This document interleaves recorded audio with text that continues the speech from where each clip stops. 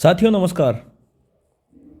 आज का हमारा ये वीडियो ऊंट की नस्लों पर होने वाला है। पशु परिचर भर्ती जिसके सिलेबस का जो पशुपालन और प्रबंधन का जो भाग है उसका प्रथम टॉपिक है पशुओं की देसी नस्लें।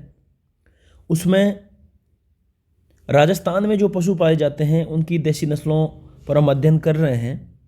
इससे पूर्व में हमने गाय, भैंस, बकरी और भेड़ की नस्लों पर अध्ययन किया था और अब इस वीडियो में हम अध्ययन करेंगे ऊंट की देसी नस्लों के बारे में।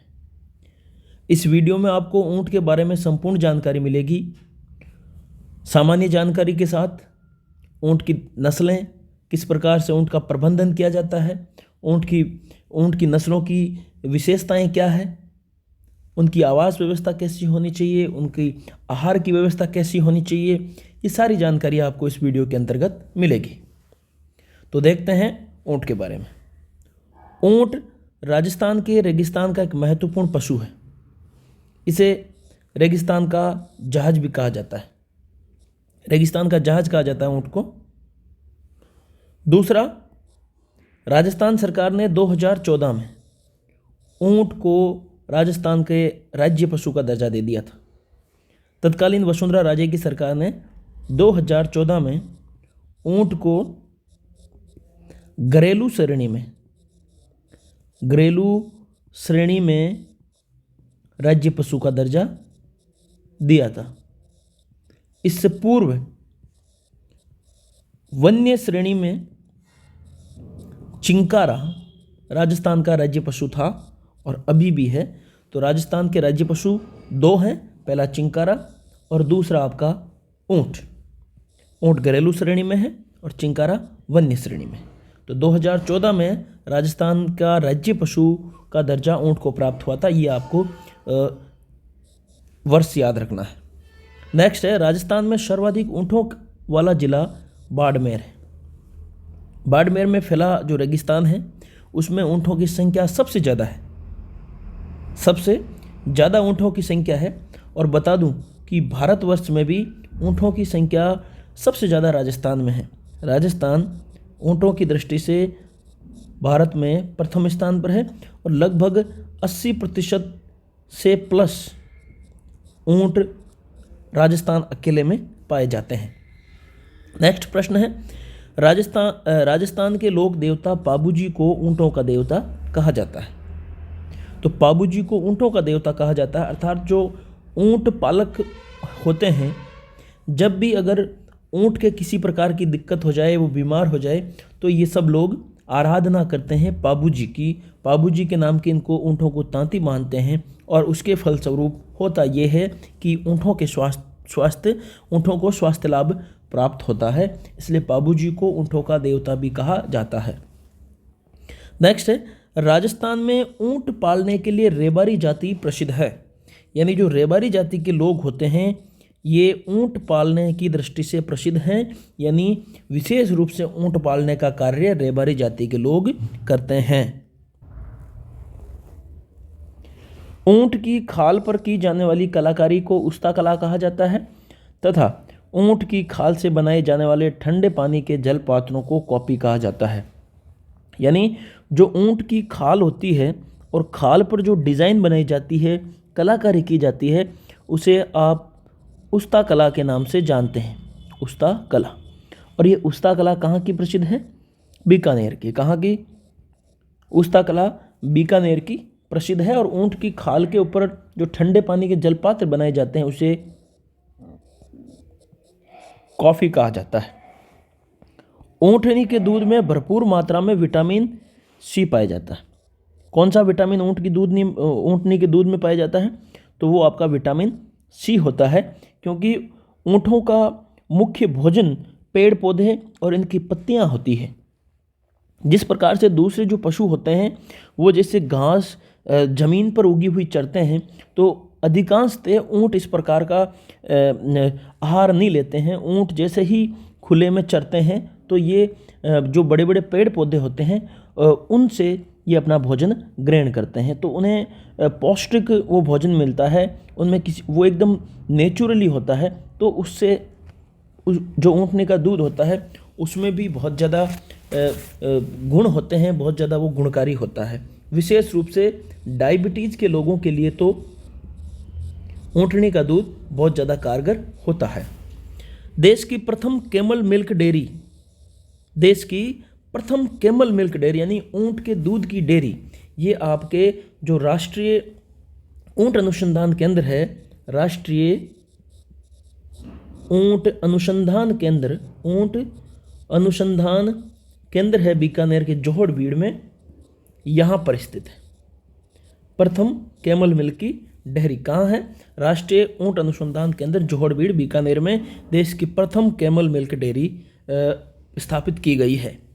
नेक्स्ट है गोरबंद राजस्थान के ऊँट का श्रृंगार है, यानी जो गोरबंद होता है एक श्रृंगार, उसको सजाया जाता है जिस प्रकार से ऊँट को, तो उसके गले में जो श्रृंगार के लिए जो डिज़ाइन और जो कपड़े का एक बना हुआ होता है वो बांधा जाता है, उसे गोरबंद कहा जाता है।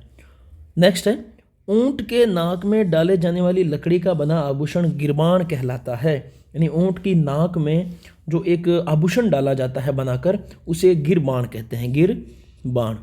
ये गिरबान ऊँट की सुंदरता को तो बढ़ाता है, लेकिन ऊँट को नियंत्रण करने में भी सहायक होता है, यानी ऊँट को कंट्रोल भी इस गिरबान के माध्यम से किया जा सकता है। ये शुष्क क्षेत्रों में सुगमता से रखा जा सकता है, भारी बोझ ढो सकता है और कई दिन तक बिना पानी के भी रह सकता है। इन विशेषताओं के कारण सूखे क्षेत्रों में भारवाही पशु के रूप में ये एक महत्वपूर्ण पशु है, यानी ऊँट है जो सूखे क्षेत्रों में रह सकता है, यानी जो रेगिस्तानी क्षेत्र है जहाँ बारिश की कमी होती है, जहाँ पानी की उपलब्धता कम होती है, वहाँ पर ऊँट आसानी से रह सकता है और भारी बोझ ढोने में भी ऊँट सक्षम होता है। उसका विशाल आकार उसको भारी बोझ ढोने में सहायक होता है। कई दिनों तक ये बिना पानी रह सकता है, ऊँट कई दिनों तक बिना पानी रह सकता है और पानी के लिए वो दूर तक जा सकता है, यानी पानी के लिए ऊँट लंबी दूरी भी तय करता है। नेक्स्ट है सन 2019 की पशु गणना के अनुसार राजस्थान में ऊँटों की संख्या 2.13 लाख है, यानी जो 2019 में 20वीं पशु गणना हुई है, कौन सी 20वीं पशु गणना हुई है, उसमें राजस्थान में कुल ऊँटों की संख्या 2.13 लाख पाई गई है। देखा जाए तो ये बहुत ज़्यादा कमी हुई है, ये लगातार ऊँटों की संख्या में गिरावट आ रही है, लगभग 35 से 37% की ये गिरावट आई है पिछली बार जो 19वीं पशु गणना थी उसके और 20वीं पशु गणना के बीच में। भारत में पाई जाने वाली ऊँटों की मुख्य प्रजातियाँ बीकानेरी, जैसलमेरी, मेवाड़ी, कच्छी, ये गुजरात में कच्छ क्षेत्र में पाई जाती है, और सांचौरी है। नर ऊँट का औसत भार लगभग 500 से 750 किलोग्राम होता है, यानी 5 क्विंटल से 7.5 क्विंटल तक जो ऊँट होता है उसका भार होता है, और मादा ऊँट का औसत भार 400 से 600 किलोग्राम होता है, यानी वो जो ऊँटनी होती है उसका भार 4 से 6 क्विंटल के लगभग होता है। जन्म के समय बच्चे का भार 35 से 40 किलोग्राम होता है, यानी जब ऊँट से जो बच्चा प्राप्त होता है, ऊँटनी से जो बच्चा प्राप्त होता है उसे विशेष रूप से राजस्थान में टोरडिया कहा जाता है। क्या कहा जाता है? टोरडिया। ऊँट के बच्चे को क्या कहा जाता है? टोरडिया। और टोरडिया का जब जन्म होता है तो इसका वेट होता है 35 से 40 केजी। कितना? 35 से 40 केजी इसका वजन होता है। राजस्थान में ऊँट की प्रमुख नस्लें, राजस्थान में ऊँट की प्रमुख जो नस्लें हैं ये एक बीकानेरी, जैसलमेरी, मेवाड़ी, ये मेवाड़ में, नाचना जैसलमेर में, और घोमट, ये विशेषतः 5 ऊँटों की नस्लें राजस्थान में पाई जाती है। अब हम जो राजस्थान के ऊँटों की नस्ल है बीकानेरी, इसका अध्ययन करेंगे। तो बीकानेरी नस्ल की उत्पत्ति स्थान और वितरण देखते हैं। उत्पत्ति स्थान और वितरण, इसका मूल स्थान राजस्थान का बीकानेर क्षेत्र है। बीकानेर के जोहड़बीड़ में राष्ट्रीय औषध अनुसंधान केंद्र है। यानी इसका जो बीकानेरी नस्ल है, इसका जो मुख्य क्षेत्र है ये बीकानेर है, और बीकानेर में भी एक राष्ट्रीय ऊंट अनुसंधान केंद्र की स्थापना की गई है। ये नस्ल सिंधी और बलूची ऊँटों के संकरण से तैयार हुई है। यानी जो सिंधी नस्ल के ऊँट होते हैं वो, और बलूची नस्ल के जो ऊँट हैं, यानी इनके संकरण से बीकानेरी नस्ल को तैयार किया गया है। बीकानेरी नस्ल की विशेषता क्या है? विशेष रूप से ऊँट का रंग ज़्यादातर गहरा भूरा यानी काले रंग का होता है। ज़्यादा गहरा भूरा होता है तो वो काले के समान ही दिखाई देता है। बीकानेरी नस्ल के ऊँट की ऊंचाई जमीन से थुई तक, यानी पैरों के जो तलवे होते हैं वहाँ से लेकर कुबड़ तक 10 से लेकर 12 फीट होती है। ये सबसे ज़्यादा हाइट में भी होते हैं। नेक्स्ट है, खोपड़ी गोलाकार और उठी हुई होती है। इसकी खोपड़ी गोल होती है, उठी हुई होती है। जहाँ खोपड़ी आगे की ओर खत्म होती है वहाँ एक गड्ढा होता है जिसे स्टॉप कहा जाता है। यानी इसकी खोपड़ी आगे की ओर जब खत्म होती है तो वहाँ एक गड्ढा होता है, उसे स्टॉप कहा जाता है। और इस नस्ल की खास विशेषता है। जो ये स्टॉप है ये विशेष रूप से बीकानेरी नस्ल में ही पाया जाता है। ये गड्ढा जो उसके खोपड़ी के सिर के आगे का जो गड्ढा होता है ये विशेष रूप से बीकानेरी नस्ल में पाया जाता है। तो अगर आपको स्टॉप पूछ ले, स्टॉप किस नस्ल की विशेषता है, तो ये आपको बीकानेरी नस्ल का करना है। वर्तमान में जो नस्ल बीकानेरी ऊँट की है ये विश्व के ऊँटों में सबसे सुंदर नस्ल है। यानी ये सुंदर नस्लों में से एक है।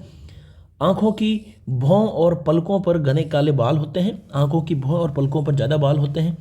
कान छोटे छोटे और ऊपर से गोलाई लिए हुए होते हैं। इसके बीकानेरी नस्ल के ऊँट के कान छोटे होते हैं और गोलाई लिए हुए होते हैं। उपयोगिता क्या है? यूटिलिटी, यानी बीकानेरी ऊँट की खास उपयोगिता क्या है?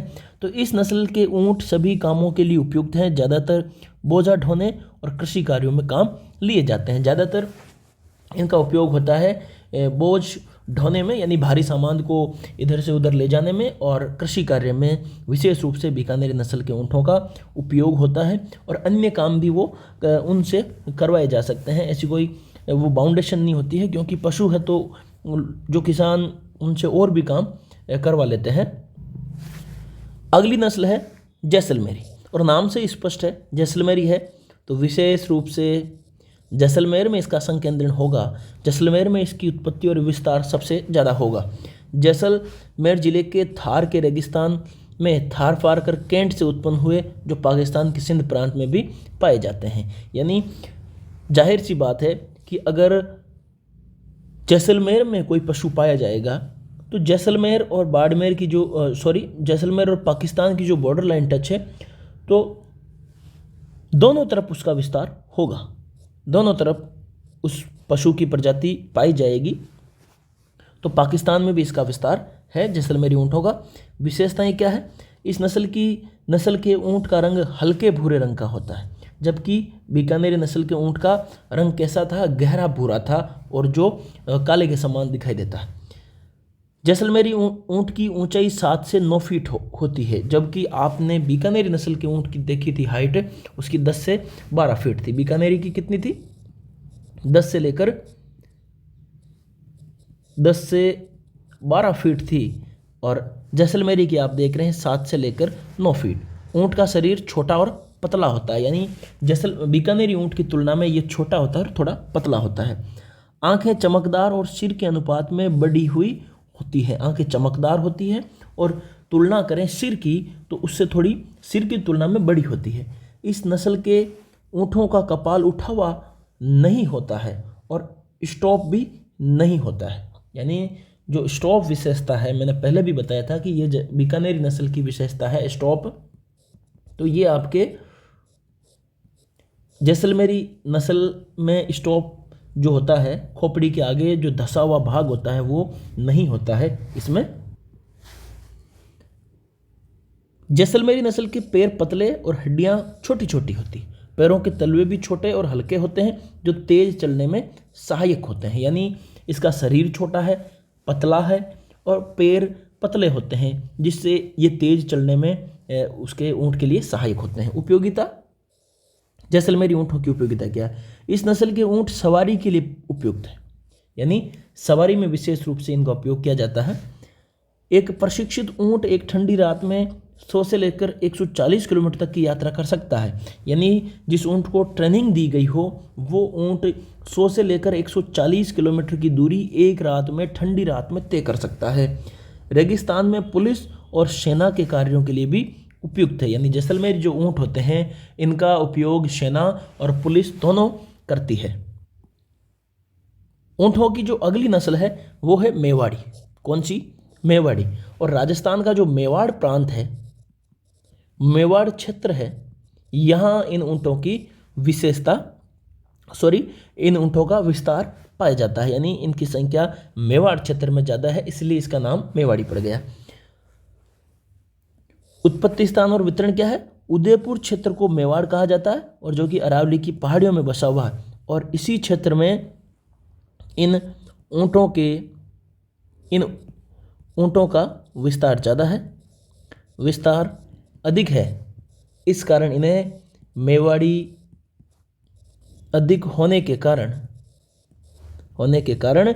मेवाड़ी ऊँट कहा जाता है। अधिक होने के कारण मेवाड़ी नस्ल के ऊँट कहते हैं, मेवाड़ी नस्ल के ऊँट कहते हैं, यानी मेवाड़ में इनका ज़्यादा विस्तार है। जैसे बात करें अपन उदयपुर, राजसमंद, इन क्षेत्रों में ये ऊँट ज़्यादा पाए जाते हैं। प्रारंभ में इन ऊँटों को काफ़ी वर्षों पूर्व, यानी पंजाब क्षेत्र से इन ऊँटों को यहाँ लाया गया था, पंजाब क्षेत्र से यहाँ लाया गया और धीरे धीरे इस पहाड़ी क्षेत्र में वो इस वातावरण के अनुसार अपने को इन्होंने ढाल लिया और यहाँ पर ये अनुकूलित हो गए।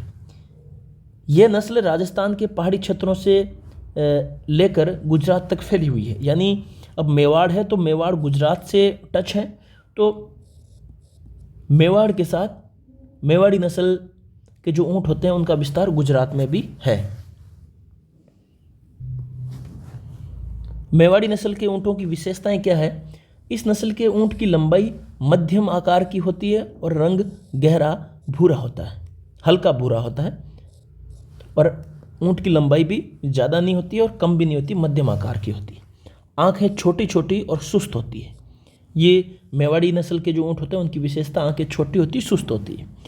मुंह के नीचे होठ गिरा हुआ होता है, जो इस नस्ल की खास पहचान है, यानी होठ इसका गिरा हुआ होता है, नीचे लटका हुआ होता है, ये मेवाड़ी नस्ल की खास पहचान है। सिर बड़ा और भारी होता है। मेवाड़ी ऊँट की औसत गति 3 से 5 मील प्रति घंटा होती है, यानी इसकी गति होती है जो 3 से 5 मील प्रति घंटा इसकी गति होती है, क्योंकि पहाड़ी क्षेत्रों में ऊंचाई नीचाई, चढ़ाई और जो ढलान होती है वो ज़्यादा होता है, तो इस कारण इनकी गति भी उस हिसाब से ही क्षेत्र के अनुसार होती है।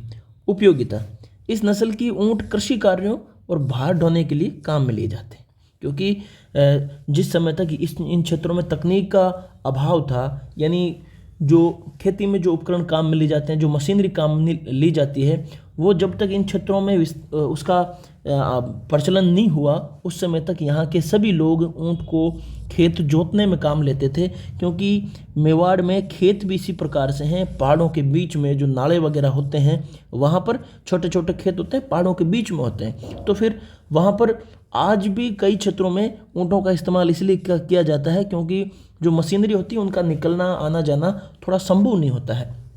और दूसरा है, पहाड़ी क्षेत्रों में जो सामान होता है वो इधर से उधर ले जाने के लिए आम आदमी को दिक्कत होती है, आदमी ले जाने में सक्षम नहीं होता उतना जितने ऊँट होते हैं, तो ऊँटों का काम भार ढोने में भी लिया जाता है। इस नस्ल की मादा 4 से 6 लीटर का दूध प्रतिदिन दे देती है, यानी जो मेवाड़ी नस्ल की ऊँटनियाँ होती है ये रोजाना 4 से 6 लीटर दूध रोजाना दे देती है। अगली नस्ल है गोमट ऊँट। गोमट ऊँट सर्वाधिक जोधपुर के फलोदी तहसील में पाए जाते हैं, और अब आप इसे फलोदी ही मान सकते हैं, फलोदी जिले में, क्योंकि फलोदी नया जिला बन चुका है। तो पूर्व में जोधपुर की फलोदी तहसील, लेकिन वर्तमान फलोदी जिले में पाए जाते हैं। गोमट ऊँट सवारी और भारवाहक हेतु प्रसिद्ध हैं। सवारी के लिए और बोझा ढोने के लिए गोमट ऊँट ज़्यादा काम में लिए जाते हैं। नेक्स्ट है आपका नाचना ऊँट। कौन सा ऊँट? नाचना ऊँट। राजस्थान में नाचना ऊँट विशेष रूप से सर्वाधिक जैसलमेर में पाया जाता है। जैसलमेर में पाया जाता है। जो नाचना क्षेत्र है जैसलमेर का, उसी क्षेत्र के नाम पर इस ऊँट का नाम भी नाचना पड़ा है। ये ऊँट सबसे सुंदर ऊँटों में माना जाता है। नाचना ऊँट होते हैं जो सुंदरता में बहुत ज़्यादा सुंदर होते हैं।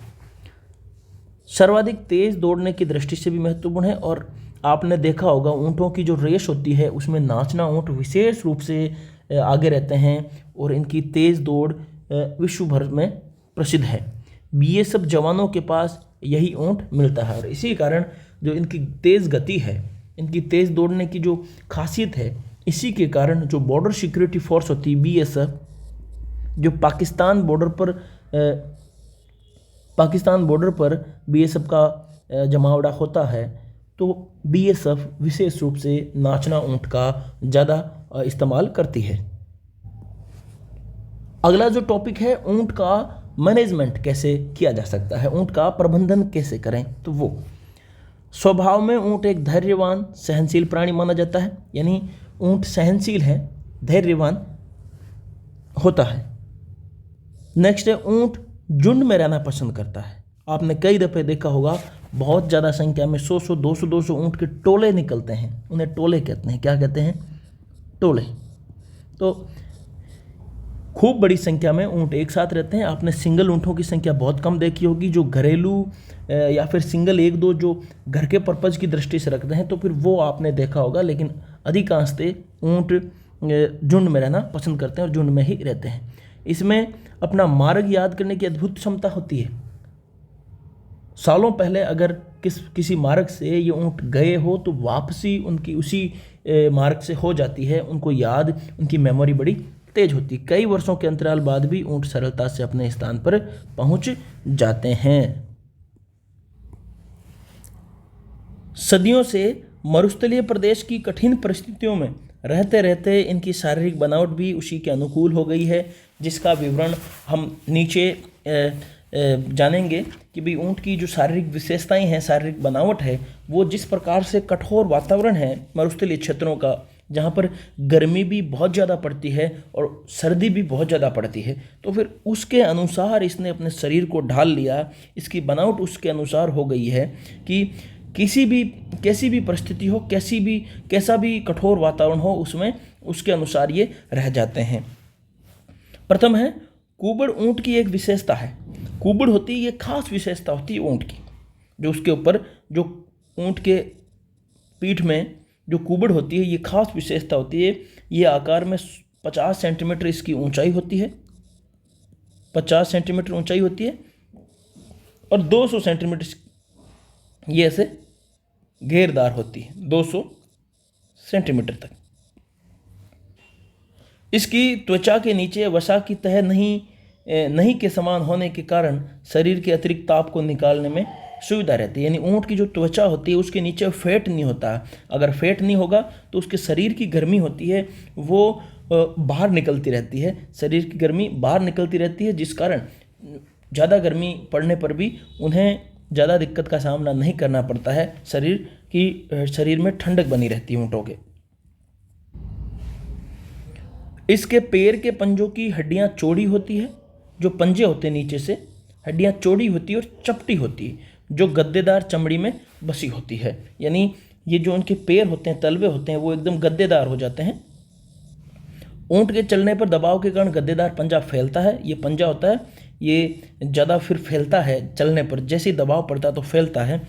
रेत में सुदृढ़ पकड़ पैदा करता है, इस कारण ऊँट रेतीली भूमि पर सुगमता से चल सकता है। इसी क्षमता के कारण इसे रेगिस्तान का जहाज कहते हैं, शिप ऑफ डेजर्ट कहते हैं ऊँट को, क्योंकि उसका जो पैर होता है गद्देदार, वो उसे चलने में बहुत ज़्यादा आसानी पैदा करता है। परेशानी उसे बिल्कुल भी नहीं होती है, क्योंकि चौड़ा है तो रेत में धंसेगा नहीं। आप देखते होंगे अगर रेगिस्तानी क्षेत्र में घोड़ा कभी नहीं चल सकता, क्योंकि घोड़े के पैर तीखे होते हैं, नीचे से उसके खुर तीखे होते हैं, और खुर अगर रेत में जाएंगे तो फिर वो चल नहीं पाएगा। ऊँट के वक्षस्थल एवं चारों पैरों के घुटनों पर मोटी कठोर त्वचा की गद्दी होती है। ऊँट जब बैठता है तब केवल वही भाग भूमि के संपर्क में आता है, शरीर के अन्य भाग ऊंचाई पे रहते हैं। उसका वक्षस्थल होता है, जो ऊंट का वक्षस्थल होता है, और जो पैर होते हैं उसके घुटनों पर मोटी चमड़ी होती है। एक तो वक्षस्थल पर चमड़ी होती है ज़्यादा और उसके घुटनों पर होती है, जिस कारण जब वो बैठता है तो उसके घुटने और वक्षस्थल ही जमीन पर टिकते हैं, बाकी भाग उसका उठा हुआ होता है। ऊंट की गर्दन और सिर का कठिन परिस्थितियों में जीवित रह पाने में एक महत्वपूर्ण योगदान होता है। ऊंट की गर्दन कठिन परिस्थितियों में ऊंट को जीवित रखने में सहायक होती है। किस प्रकार से?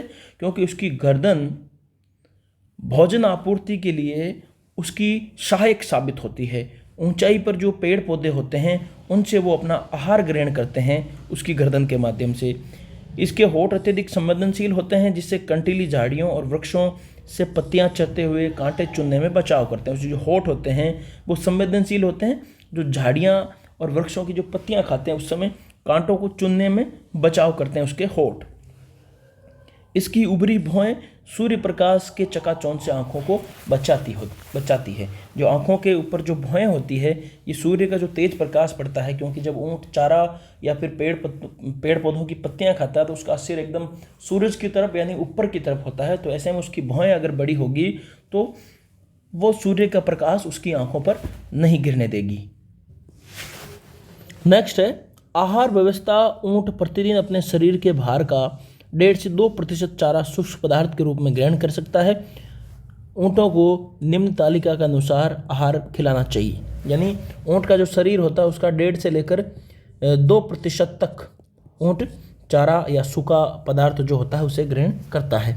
ये आयु वर्ग, फिर आयु वर्ग के अनुसार चारा और ये दाना मिश्रण दिया जाना चाहिए। अगर 6 माह का ऊँट है, बच्चा है, तो उसे 2.5 किलोग्राम चारा और 0.5 kg दाना मिश्रण दिया जाना चाहिए। अगर उस टोरडिए की उम्र 6 से 12 माह तक है तो 2.5 किलोग्राम चारा और 0 से 5 kg दाना मिश्रण दिया जाना चाहिए। अगर ऊँट की उम्र 1 से 2 वर्ष हो चुकी है तो सूखा चारा आपको 5 kg कर देना चाहिए और दाना 1 किलो। उम्र अगर ऊँट की 2 से 3 वर्ष हो चुकी है तो चारा 8 किलोग्राम प्रतिदिन हो जाना चाहिए और दाना उसका 1.5 किलोग्राम हो जाना चाहिए। 3 वर्ष के पश्चात उसका चारा 12 किलो और दाना मिश्रण 2.5 किलो हो जाता है। नर जो ऊँट नर होते हैं, जो प्रजनन हेतु या प्रजनन में सक्षम हो जाते हैं, तो उस समय इनका आहार 14 kg प्रतिदिन हो जाता है और दाना मिश्रण 3 kg प्रतिदिन हो जाना चाहिए। ये एक इनकी आहार व्यवस्था है। अगला है ऊँट की प्रजनन व्यवस्था। तो ऊँट की प्रजनन व्यवस्था के बारे में अपन जानकारी करेंगे। मादा ऊँट यानी सांडनी, मादा ऊँट को सांडनी भी कहते हैं, ऊँटनी भी कहते हैं, 3 से 4 वर्ष की आयु पर गर्भ धारण करने में सक्षम हो जाती है और ऊँट 5 से 6 वर्ष की आयु पर प्रजनन के उपयोगी हो जाता है या उपयोग में लिया जा सकता है। यानी ऊँटनी की उम्र 3 से 4 वर्ष और ऊँट की उम्र 5 से 6 वर्ष होती है जब वो प्रजनन योग्य हो जाते हैं। सांडनी में गर्भकाल 385 से 390 दिन के बीच का पाया जाता है, यानी जो गर्भकाल होता है वो 385 से लेकर 390 दिन के बीच होता है। नेक्स्ट है ऊँटों की आवास व्यवस्था कैसी होनी चाहिए। ऊँटों को किस प्रकार की जगह पर रखा जाना चाहिए जिससे कि उन्हें किसी प्रकार का नुकसान नहीं हो। तो प्रथम है ऊँटों का आवास खुली जगह पर होना चाहिए, यानी एकदम खुला खुला होना चाहिए। आकार में भी उनका शरीर भी बड़ा होता है तो फिर उनके लिए खुली जगह की ज़रूरत होती है। धूप और बारिश से बचाने के लिए थोड़ी छाया का भी प्रबंध करना चाहिए, क्योंकि छाया का प्रबंध भी ज़रूरी है धूप और बारिश से बचने के लिए। ऊँटों के आवास स्थल ऊंचाई पर होने चाहिए जहाँ पर वर्षा का पानी न रुक सके, यानी ऊंचाई पर विशेष रूप से ऊँटों का आवास स्थान होना चाहिए ताकि वर्षा का पानी रुके नहीं और उन्हें किसी प्रकार का इन्फेक्शन वगैरह नहीं हो। अगला है आवास की दीवारें मिट्टी या कच्ची ईंटों की बनाई जा सकती है।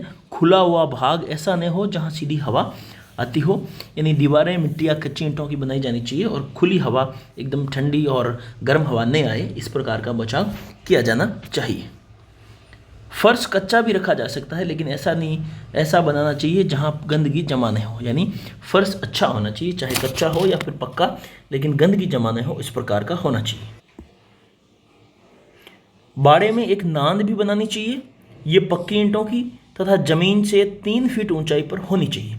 गर्मियों में ऊँटों को खुले में रखना चाहिए। नांद बनाई जानी चाहिए बाड़े में, और जिसकी ऊंचाई लगभग 3 फीट हो। एक ऊँट को 70 से लेकर 100 वर्ग फुट स्थान की आवश्यकता होती है। इतनी जगह उसके लिए कंफर्टेबल होती है, बैठने के लिए, उठने के लिए 70 से लेकर 100 वर्ग फुट। अगला विशेष है राष्ट्रीय उष्ट्र अनुसंधान केंद्र। राष्ट्रीय उष्ट्र या ऊंट अनुसंधान केंद्र, तो इसके बारे में भी हमें जानकारी प्राप्त करनी चाहिए।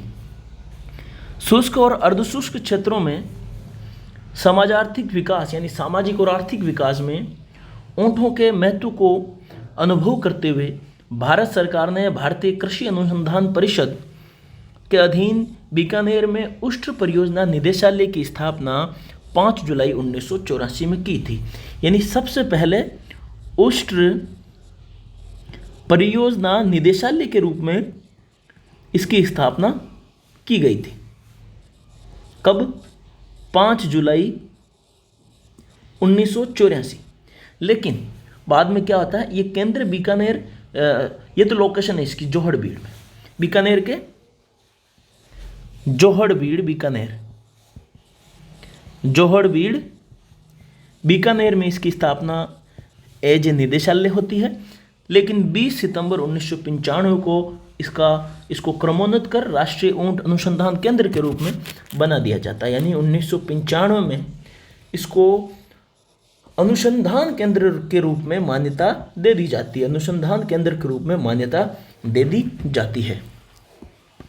अब कुछ वो महत्वपूर्ण बिंदु है, इंपॉर्टेंट पॉइंट्स है, जो सभी पशुओं की जो देसी नस्लें हैं उनके बारे में, क्योंकि इन्हें हमने एक बार तो पढ़ लिया था, लेकिन फिर भी कुछ महत्वपूर्ण पॉइंट है, इन्हें दोबारा अपन एक बार सरसरी नज़र से देख लेते हैं। तीव्रसा रोग, कौन सा रोग? तीव्रसा रोग पहला जो महत्वपूर्ण बिंदु है। तीव्रसा रोग ट्रिपेनोसोमा इवेंसाई नामक परजीवी कीटाणु के द्वारा होता है। ये जो रोग होता है तीव्रसा, ये ट्रिपेनोसोमा इवेंसाई नामक एक परजीवी कीटाणु होता है, उससे फैलता है। दूसरा बिंदु, राष्ट्रीय पशु आनुवंशिक संसाधन ब्यूरो करनाल हरियाणा में है। ये देसी नस्लों के पंजीकरण का कार्य करता है, मैंने आपको भी पहले भी बताया था। और इसके अनुसार गायों की 40 और भैंस की 13 मान्यता प्राप्त नस्लें हैं। भैंसों में सबसे अधिक वसा प्रतिशत 12 से 14% भदावरी नस्ल की भैंस में पाया जाता है। यानी सबसे ज़्यादा फैट होता है 12 से लेकर 14% का फैट, ये आपके भदावरी नस्ल की भैंस में पाया जाता है। नेक्स्ट है, विश्व में बकरियों की लगभग 60 नस्लें हैं, जिनमें 26 नस्लें भारत में पाई जाती हैं। कितनी? 60 में से 26 नस्लें भारत में पाई जाती बकरियों की। पिछली टांगों पर पीछे की तरफ लंबे घने बालों का होना जमुनापारी नस्ल की खास विशेषता है। यानी बकरियों की, ऐसी बकरियां जिनके पीछे की टांगों पर बहुत ज़्यादा घने बाल हो, वो बकरी की नस्ल जमुनापारी होती है, जमुनापारी नस्ल की बकरी होती है। नेक्स्ट है, बर्बरी नस्ल की बकरी 12 से 15 माह की अवधि में 2 बार ब्याती है तथा अक्सर एक बार में 2 बच्चे देती है। यानी जो बर्बरी नस्ल की बकरी होती है 12 से 15 माह में ब्याती है, और वो भी 2 बार इसका औसत है। 12 से 15 महीने में 2 बार ब्याती है, और हर बार लगभग अधिकांशतः 2 बच्चे ही देती है साथ में। नेक्स्ट है, टोगनबर्ग दुधारू नस्ल की बकरी है, जो कि एक विदेशी नस्ल है। टोगनबर्ग नस्ल की बकरी के सींग नहीं होते हैं। भारत में भेड़ों की लगभग 42 नस्लें हैं। कितनी? 42 नस्लें हैं भारत में भेड़ों की लगभग। मारवाड़ी नस्ल की भेड़ें मुख्यतः मारवाड़ क्षेत्र, पाली, जोधपुर, नागौर, सिरोही जिले में पाई जाती है। यानी ये क्षेत्र के नाम से स्पष्ट है, मारवाड़ी नस्ल की भेड़ें मारवाड़ में। भेड़ की चोकला नस्ल राजस्थान की मेरिनो कहा जाता है, और जो भेड़ों की जो चोकला नस्ल होती है इसे राजस्थान की मेरिनो कहा जाता है। चोकला नस्ल को क्या कहते हैं? राजस्थान की मेरिनो। नेक्स्ट है, अविवस्त्र नस्ल। अविवस्त्र नस्ल की भेड़, ये अविकानगर जो टोंक में अविकानगर है, जो भेड़ अनुसंधान केंद्र है अविकानगर टोंक में, यहाँ पर विकसित की गई नस्ल है अविवस्त्र। यहाँ पर दो नस्लें हुई, एक तो अविवस्त्र को डेवलप किया गया, दूसरी अविकालीन नस्ल को। अविवस्त्र में रेम्बुले नस्ल की मेरिनो मैंडो तथा राजस्थान की चोकला नस्ल, रेम्बुला मेंढा प्लस राजस्थान की चोकला जो भेड़ें होती है, उनके संकरण से अविवस्त्र नस्ल की भेड़ का विकास किया गया। और दूसरी अविकालीन भेड़, अविकालीन भेड़, तो अविकालीन भेड़ में भी रेम्बुले नस्ल का मेंढा प्लस आप मालपुरा नस्ल की जो भेड़ देखते हैं, मालपुरा टोंक, मालपुरा स्वयं अब जिला बन चुका है, तो मालपुरा नस्ल की और रेम्बुले मेंढों के संकरण से जो नस्ल विकसित हुई वो अविकालीन नस्ल है, अविकालीन नस्ल है। नेक्स्ट है मेरिनो नस्ल की भेड़ों की गर्दन तथा कंधों की त्वचा पर झुर्रियाँ होती। जो मेरिनो नस्ल की भेड़ें होती हैं, इनकी गर्दन और कंधे पर त्वचा पर झुर्रियाँ होती है। भारत में सर्वाधिक ऊँटों की संख्या राजस्थान में है, ये मैंने पहले भी बताया था। राजस्थान में सबसे ज़्यादा 84-85% के आसपास ऊँट पाए जाते हैं। नेक्स्ट है बीकानेरी ऊँट जमीन की ऊंचाई जमीन से थुई तक 10 से 12 फीट होती है। बीकानेरी ऊँट की जो ऊंचाई होती है 10 से लेकर 12 फीट होती है। जैसलमेरी नस्ल के ऊँट का उद्गम स्थान राजस्थान का जैसलमेर क्षेत्र माना जाता है। और अंतिम और लास्ट बिंदु है ऊँट के कुबड़ का आकार उसको मिल रहे आहार की मात्रा को दर्शाता है, यानी उसका कुबड़ का जो आकार होता है उसकी आहार की मात्रा को दर्शाता है। जितना बड़ा कुबड़ होगा उससे साफ प्रतीत होगा कि आहार की मात्रा ये ऊँट ज़्यादा ग्रहण करता है। तो ये थी ऊँट की नस्लें, ऊँटों का प्रबंधन, ऊँटों की आवास व्यवस्था और ऊँटों की प्रमुख विशेषताएं। उसके साथ कुछ महत्वपूर्ण बिंदु पशुओं की देसी नस्लों के बारे में था। अगर आपको ये वीडियो पसंद आया तो अपने दोस्तों के साथ शेयर करें, वीडियो पर कमेंट करें और ज़्यादा से ज़्यादा हमारे चैनल को सब्सक्राइब करें। नमस्कार, धन्यवाद।